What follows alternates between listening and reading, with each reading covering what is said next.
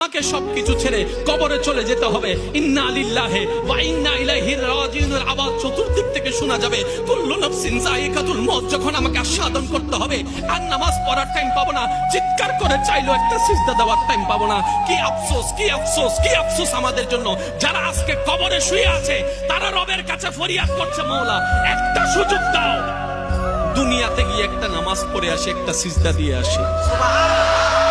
কবরবাসী চিৎকার করে রবকে বলে, মাওলা ভুল করেছি, ভুল করেছি, ভুল করেছি, একটা সুযোগ দাও।